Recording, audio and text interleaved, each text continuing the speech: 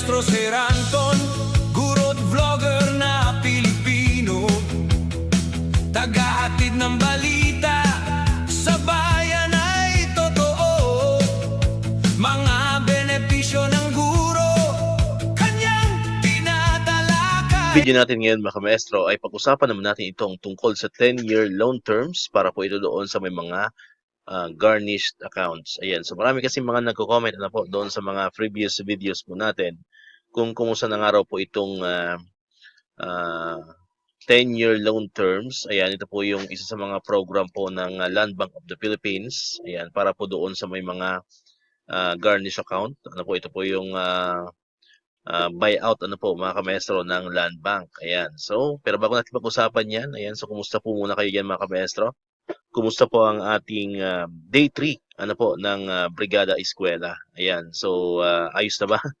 Ayos na ba ang mga classroom po natin? At ready na ba para sa June 8? Ano po, para sa ating pong opening of classes? And although naman sa June 8 po ay ano pa lang po yun, ano po mga kamaestro, no? Hindi pa naman talaga siya start ng instructional block. Ano po, so orientation pa lang, then kuha ng mga height and weight sa mga estudyante natin. Ayan, so usually wala pang palitan ano po ng mga teachers. Ang mangyayari po sa June 8 hanggang 11 ano po, kasi siyempre yung 12 ay holiday. Ayan, so marami tayong mga nakikita mga posts ayan sa social media regarding po sa Brigada Eskwela. At syempre ay hindi rin magpapahuli ang post ng DepEd. Ayan, especially po ang atin pong Secretary Sani Angara, ano po, na binabanggit po doon na hindi raw kailangang gastos ang mga teachers, ano po, ngayong Brigada Eskwela. And syempre ay inlan niya ng samot-saring reaksyon ano po, sa mga kamaestro po natin, sapagkat sabi ng karamihan ay parang napaka-imposible naman yata, no? Parang suntok sa buwan yung hindi kagagastos sa brigada, especially kung wala kang stakeholder na pupunta, wala mga volunteers. So, paano mo mapaganda ang classroom mo, di ba? So, may no choice si teacher kundi magpapaluwal tayo ng ating sariling pera. Ayan, para lang gumanda ang ating classroom, para lang maging malinis ang ating classroom, at para maging presentable ano po sa atin pong mga mag-aaral. Ayan, kasi syempre ang paaralan daw ay pangalawang tahanan yan ano, ng ating mga estudyante. So, paano mo naman i-welcome ang ating mga estudyante kung hindi mo namang lilinisin at bibigyan ng konting pagbabago ang iyong classroom, 'di ba? Sa bahay nga, 'di ba? Syempre naglilinis tayo. So, syempre ganoon din sa paaralan eh. Syempre mag-e-effort tayo no kung walang volunteers, walang mga stakeholders. So, si teacher ang mag-e-effort ano po para maging presentable ang mga classroom natin sa pagbubukas po ng pasukan. Ayan.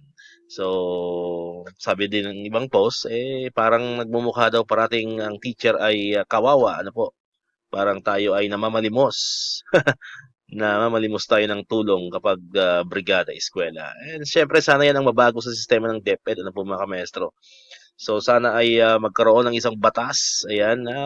Kumbaga sa ano, hindi na wag tayong umasa lang sa mga stakeholders, di ba? Bigyan ng pondo ang Brigada Eskwela na kumbaga sa ano, labas sa MOE kasi di ba yan ang issue parate, no?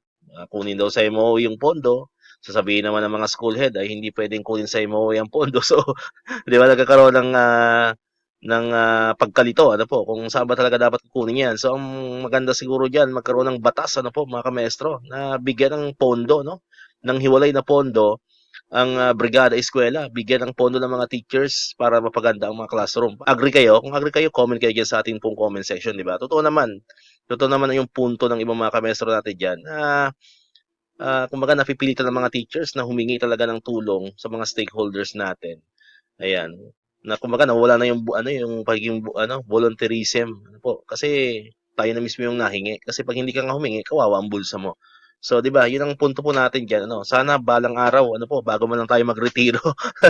Bago man lang tayo magretiro, ano po, at bago mag-resign yung iba, 'di ba? Magkaroon man lang sana ng batas, ano po, na magbibigay talaga ng hiwalay na pondo para sa Brigada Eskwela. Kung gusto talaga ng DepEd na mapaganda ang mga klase. Total, ang DepEd naman ay pinakamalaking pondo o pinakamalaking budget ano po mga kameso sa lahat ng mga department po natin. So why not na bigyan ng hiwalay na pondo ano po itong atin pong brigada, eskwela. Ayan. So medyo lumaya tayo sa topic natin.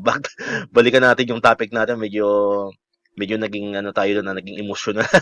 Ayan. So balik tayo dito sa topic po natin, no, yung 10-year loan terms. Ayan. So based po sa mga sources po natin. So wala pa pong official guidelines. So waiting pa rin po ang Land Bank of the Philippines. Ayan, para po sa official guidelines, ito pong ating loan terms, yung 10-year loan terms para po doon sa may mga garnished accounts. Ayan. And then siguro saka po yan mag-take effect ano po mga kamestro. So abang-abangan po natin ano po. So as of now ay yan muna po ang maibigay po nating update. And as to the PLIs naman regarding po doon sa proposed na 7 to 10 years loan term. So hanggang sa kasalukuyan din po ay wala pa po tayong development about doon. So same pa rin sa dati nating update. Ayan. So abangan po natin ano po kung may mga bagong development ano po, especially po ngayon ano po magbubukas ng ating school year 2026-2027. Alright, so dito ko natapos itong ating video ngayon mga kamaestro. Kung di ka pa nakakapag-subscribe, click mo na ang subscribe button dyan para ikaw yung unang nakapanood ng mga videos na na-upload natin. Katulad yung mga updates pa rin about sa DepEd and syempre sa mga benefits sa mga teachers and government employees. And syempre, click mo na rin ang notification bell button para ma-notify ka. Always update ka pag may mga bago tayong uploaded na video. So muli, maraming salamat sa inyong panonood at pakikinig. Once again, El Maestro, see you on my next vlog. Bye-bye!